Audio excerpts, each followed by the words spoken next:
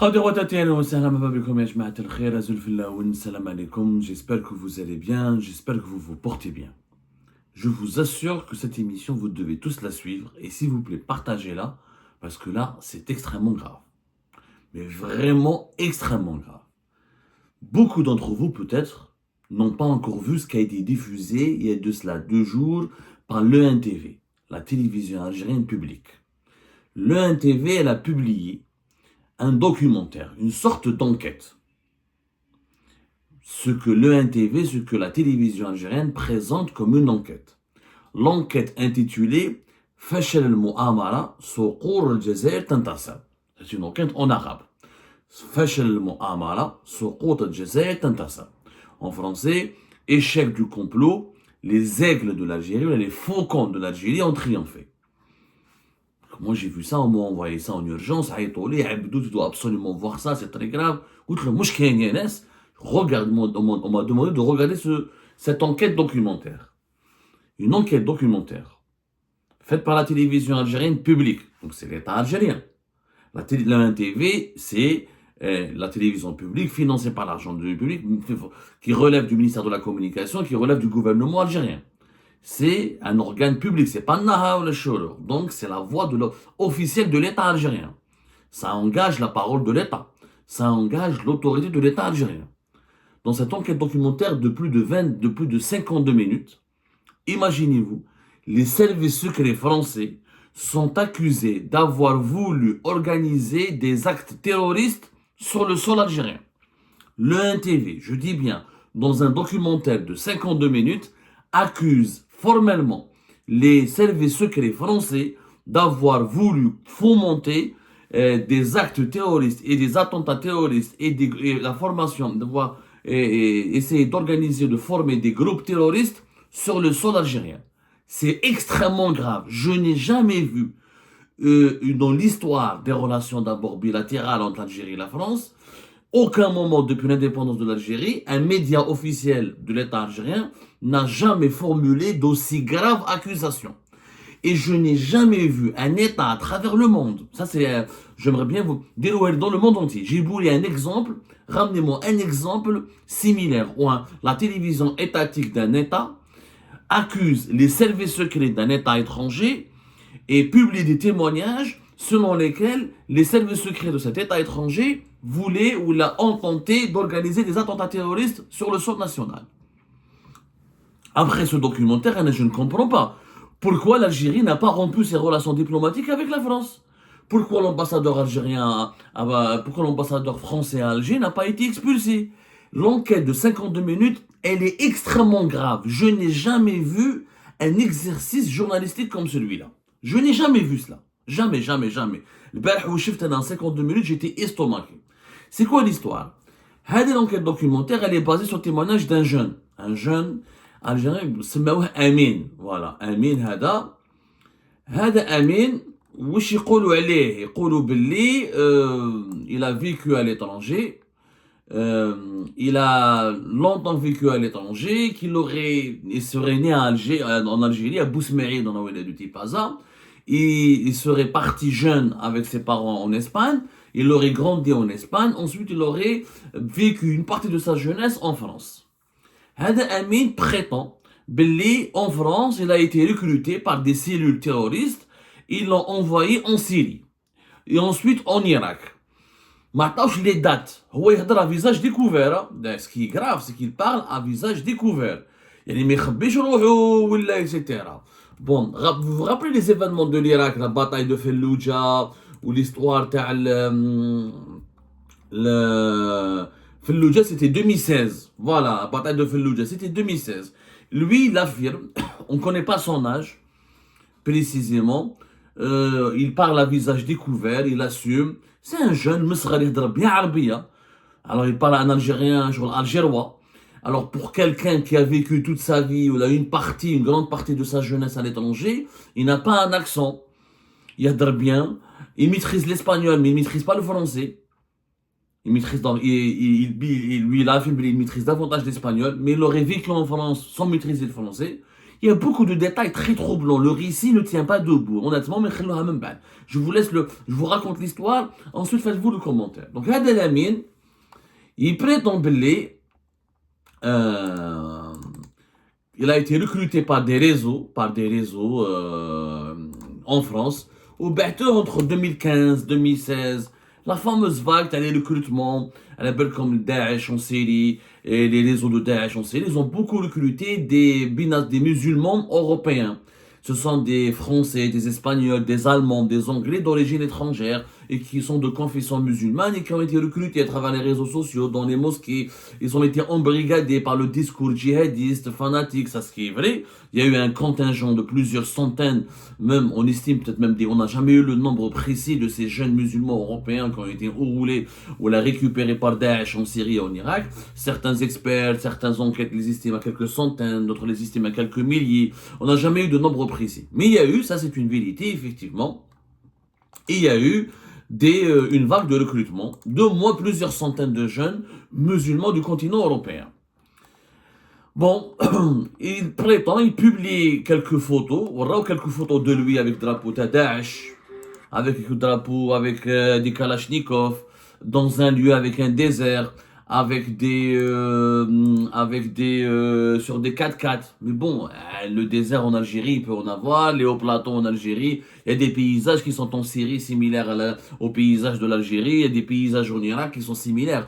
Il n'y a pas eu d'enregistrement, il n'y a pas eu de séquence précise où on voit de façon convaincante le jeune Algérien fait Daesh en Syrie, avec Daesh en Syrie ou là en Irak. Lui, il prétend qu'il a combattu في Fallujah en Irak et qu'il aurait été blessé.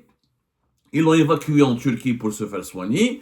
Et c'est là en Turquie, il aurait été arrêté par les services de sécurité turcs parce qu'il y avait un mandat d'arrêt international lancé contre lui par l'Espagne et la France. La justice française et espagnole qui l'auraient identifié comme terroriste.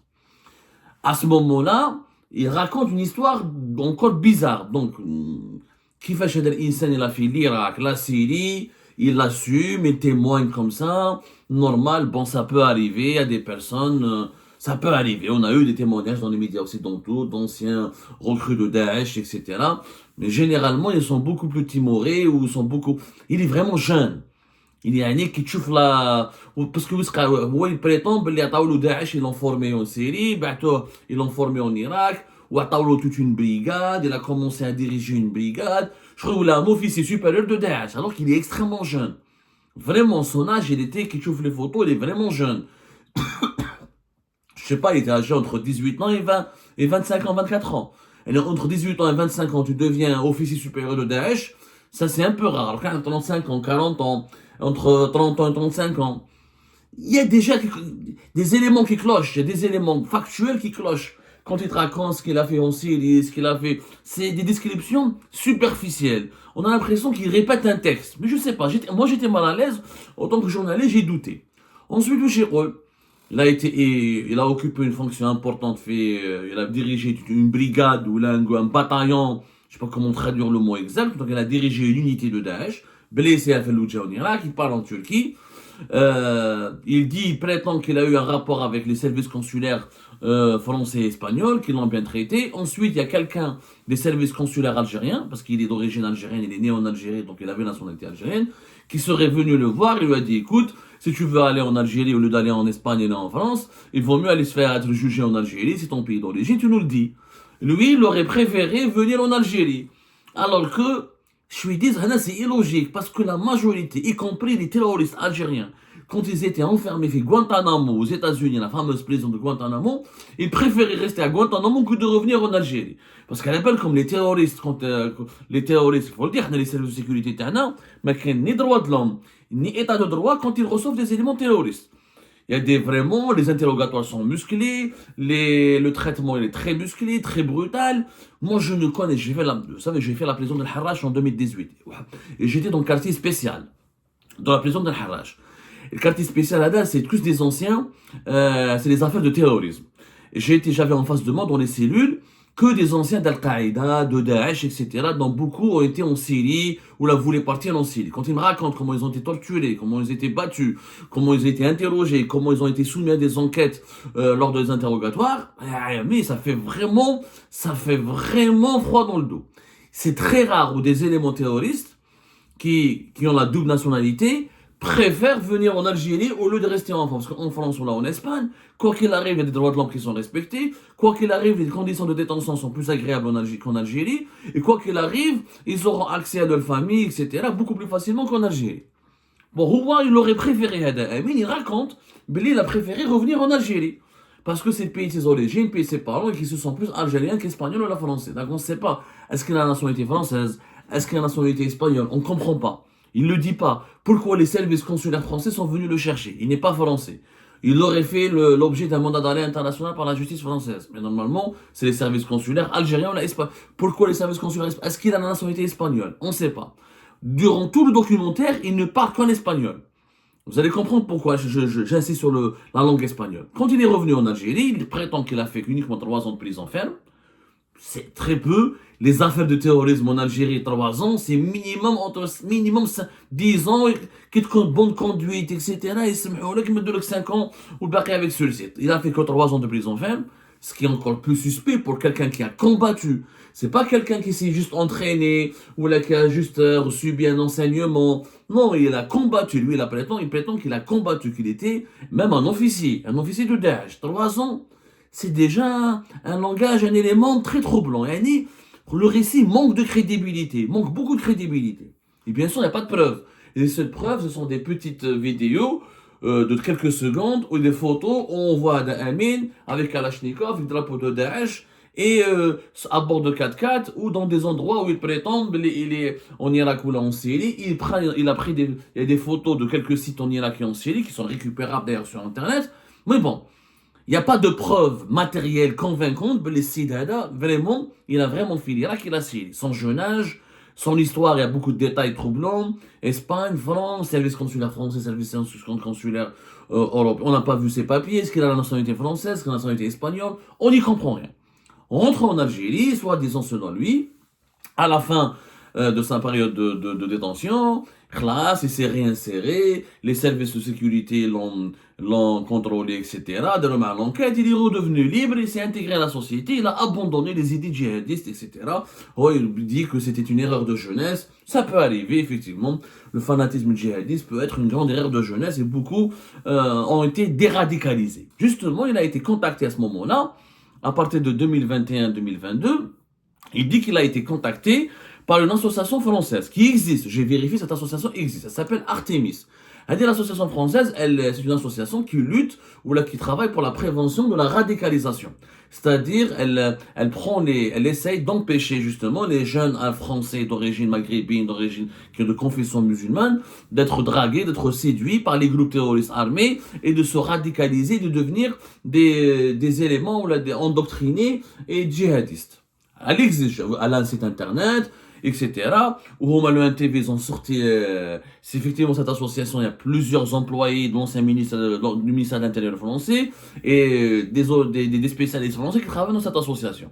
Amin prétend que cette association l'a contacté pour justement lui proposer une série d'entretiens. Il voulait travailler sur son parcours pour s'inspirer de son parcours afin de nourrir ou de développer leur approche de déradicalisation, c'est-à-dire de convaincre les jeunes Français de confession musulmane de ne pas céder à la tentation djihadiste, de ne pas se faire manipuler par les réseaux islamistes djihadistes.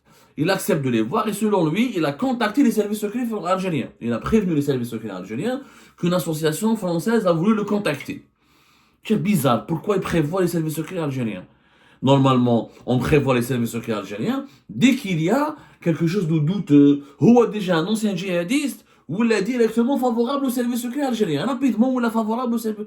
Je sais pas, c'est au bout de quelques années. C'est extrêmement... C'est rare, hein. C'est rare, hein, vraiment c'est rare. Malinèche. Il a rencontré même, il a montré des discussions avec une certaine femme qui s'appelle Julie.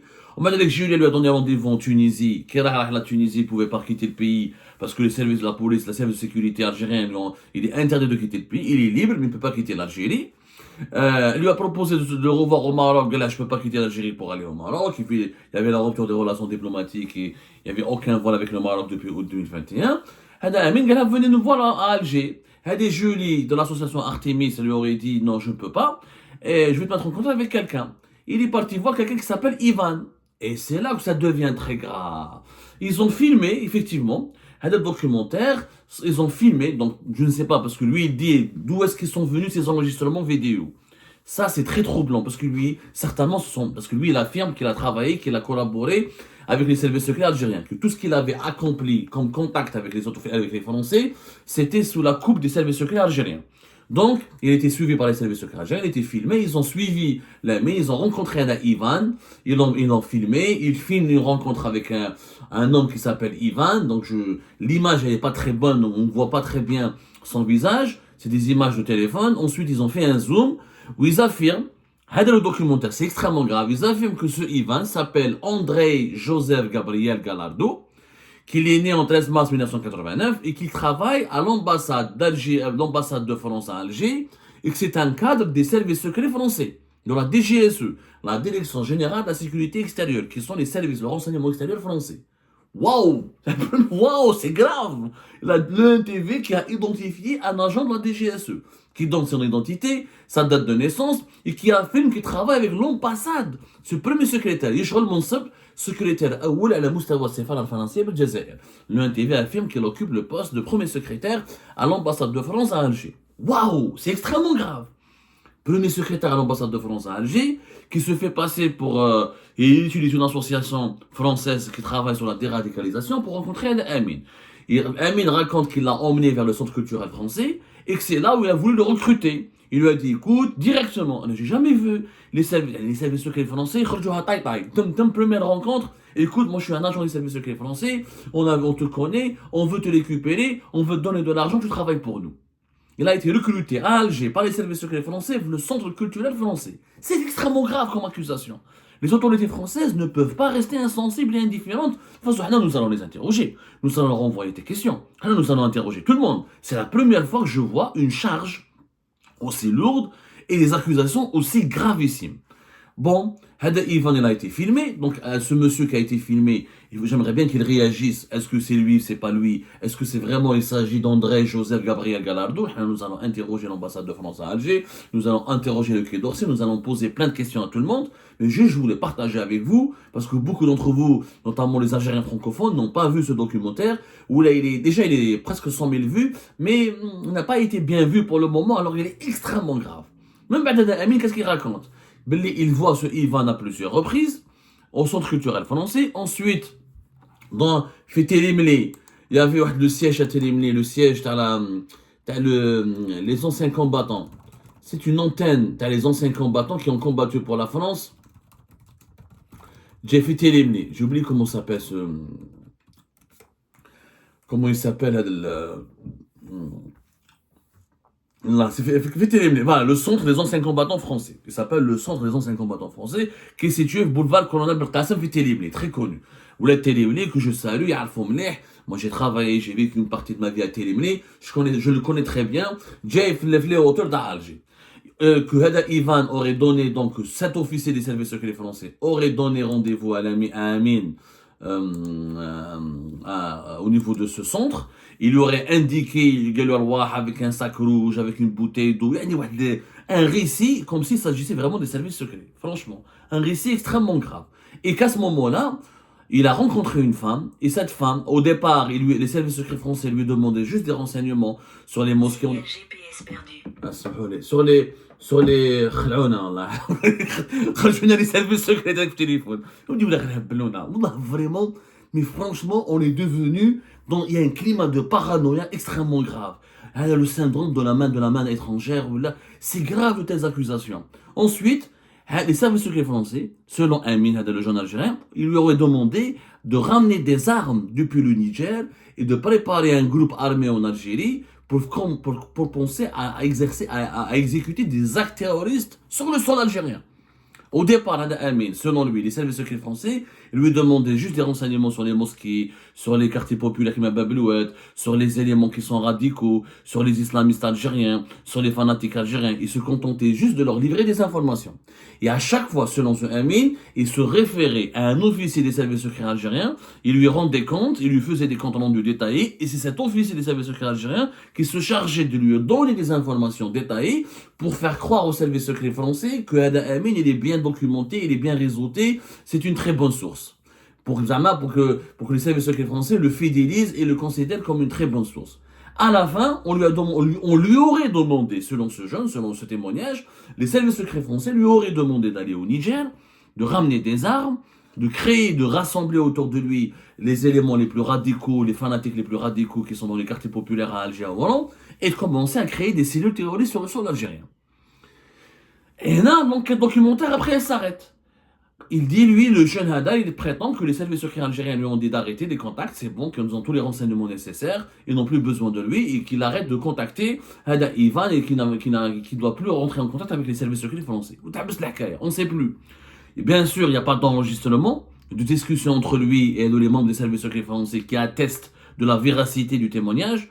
Il y a juste le photo, une vidéo de Amin Ivan, qui est prétendument présenté comme un officier supérieur des services secrets français et comme un employé important de l'ambassade de France à Alger.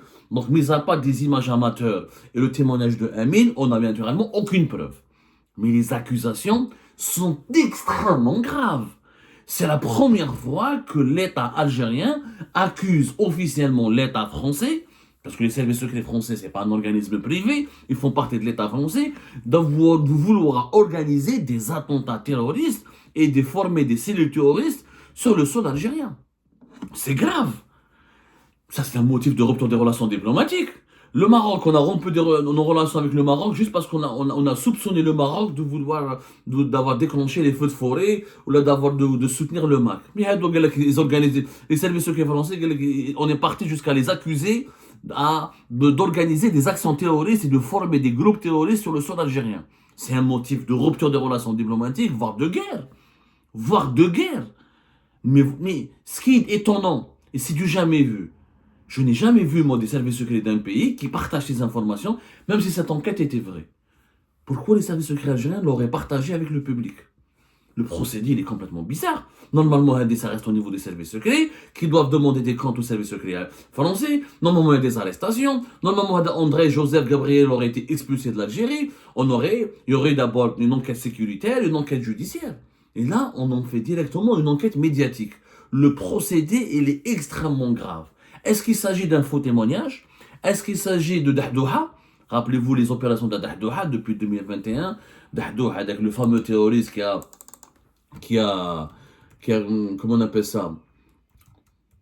Qui a fait un faux témoignage sur le Hirak, etc. Abu Dahdah. Le Dahdouha dans les années 2021. C'est lui qui a inauguré cette série de feuilletons sur le NTV. Les Dahdouh, c'est quoi? C'est quand on ramène des soi-disant terroristes, des soi-disant éléments subversifs. C'était en février 2021. Voilà. Où il a raconté comme quoi il a été contacté par des cyberactivistes algériens favorables au Hirak pour saboter le Hirak, pour organiser des actes terroristes sur le sol algérien. Cette fois-ci, ce ne sont pas des personnalités algériennes qui sont accusées, ce n'est pas des mouvements algériens qui sont accusés, c'est les services secrets français. C'est un État étranger, qui plus est un partenaire important de l'Algérie, troisième et deuxième fournisseur de l'Algérie au niveau de ses importations, parmi les 3 et 4 plus importants partenaires commerciaux de l'Algérie, et un pays qui abrite la plus grande communauté algérienne établie à l'étranger, et nous avons des relations extrêmement importantes avec la France. Je rappelle que nous avons 20 consulats algériens en France, et l'État algérien, à travers le NTV, parce que le NTV, le 15 jours ou le Nahar, l'État algérien, c'est pas moi, c'est des médias privés, moi je ne suis pas responsable de leur contenu, je n'ai pas à cautionner ni à commenter leur contenu. Non, là, c'est le NTV. Le NTV, c'est la voix officielle de l'État algérien. C'est la voix officielle de l'État algérien. C'est-à-dire que l'État algérien, c'est lui qui accuse. Et ce n'est pas n'importe quelle accusation. On parle d'espionnage, de former des groupes terroristes, des cellules armées et de préparer des actes armés, des actes terroristes sur le sol algérien. Ça veut dire que la France veut entraîner l'Algérie dans une guerre civile, selon les accusations formulées dans ce documentaire de l'UNTV. Et que les services secrets français, que les services secrets algériens ont mis en échec ce complot. Mis en échec comment? Puisque à la fin du documentaire, on m'a demandé de ne plus parler aux services secrets français, je me suis retiré. Et donc, alors, ce qui est bizarre, c'est que dans tous les échanges entre Amin et les services secrets français, c'était en espagnol. André Joseph Gabriel Gallardo qui parle en espagnol, Amin qui parle plus l'espagnol que le français, donc il a échangé en espagnol. Mais quand il leur parlait, quand on les rencontrait, centre culturel français, ou le centre des anciens combattants à Télémné, je ne sais pas comment il leur parlait parce qu'il parlait qu'espagnol.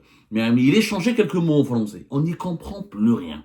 C'est le récit journalistique le plus bizarre, le moins crédible. Je dis bien le moins crédible. Pourquoi la France aurait voulu créer des groupes armés terroristes en Algérie? Je ne comprends pas.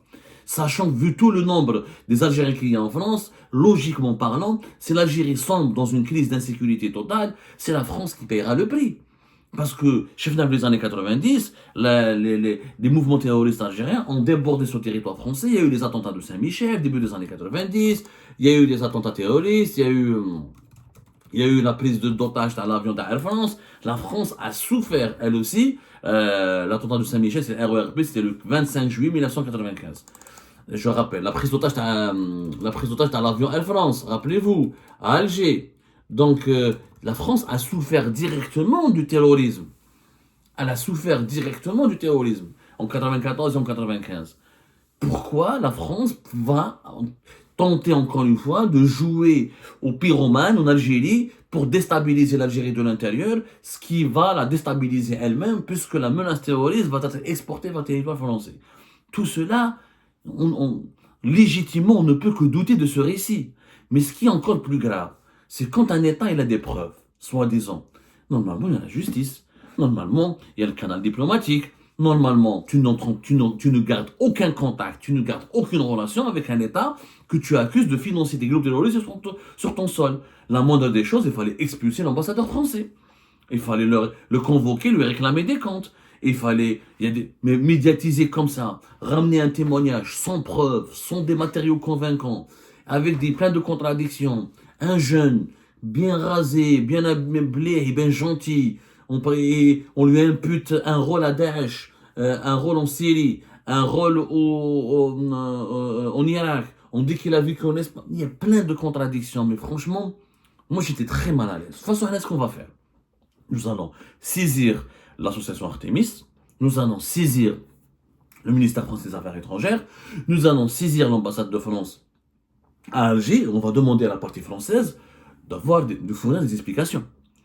Et j'espère que l'État français ne va pas rester silencieux. Parce que le Barahadi, c'est des agents qui sont identifiés et qui sont accusés. L'État français ne peut pas rester silencieux. Sinon, du côté algérien, nous allons saisir aussi les autorités algériennes. Pourquoi il n'y a pas eu de procès? Est-ce que la justice algérienne, est-ce que s'il y a des preuves, normalement, l'Algérie pourrait lancer des mandats d'arrêt internationaux contre les autorités, les agents français. Au moins, est-ce qu'ils ont été chassés du pays? Est-ce que les fonctionnaires de l'ambassade de France à Alger, ils ont été chassés du pays? Même si leur statut diplomatique les protège, mais quand il s'agit d'actes terroristes, il y a des procédures judiciaires, tu peux les mettre en examen, tu peux les inculper. Pourquoi l'Algérie ne dépose pas plainte au niveau de la justice française? Pourquoi Tebboune n'appelle pas Macron pour lui dire que tes services secrets veulent semer le terrorisme dans mon pays? C'est extrêmement bien. Ce procédé est extrêmement intriguant. Est-ce qu'il s'agit d'une grossière opération de manipulation de l'opinion publique? Le doute, il est permis. Et franchement, c'est la thèse que je privilégie parce que je vois mal comment les services secrets algériens vont partager avec le NTV une enquête aussi dangereuse sur une affaire d'espionnage et de préparation d'attentats terroristes sur le sol algérien. Ça, c'est du jamais vu. De deux, je vois encore plus mal comment les services français vont s'aventurer comme ça à Alger-Centre, à récupérer un jeune pour l'utiliser, pour espionner les quartiers populaires, pour espionner Bab el-Oued, pour espionner les mosquées, etc. Ensuite, pour lui demander d'aller au Niger, de ramener des armes et de créer un groupe terroriste en Algérie. Franchement, c'est pas du tout crédible. D'autant plus que ça va se retourner contre les intérêts de la France. une insécurité ambiante et totale en Algérie, c'est aussi, va générer une grande insécurité et une déstabilisation en France au regard des relations humaines intrinsèquement liées. Où ça? Est-ce que c'est une dahdoha? Là, on dépasse les dahdoha. Là, c'est un motif de rupture des relations diplomatiques. Là, c'est des accusations tellement graves que la France est dans,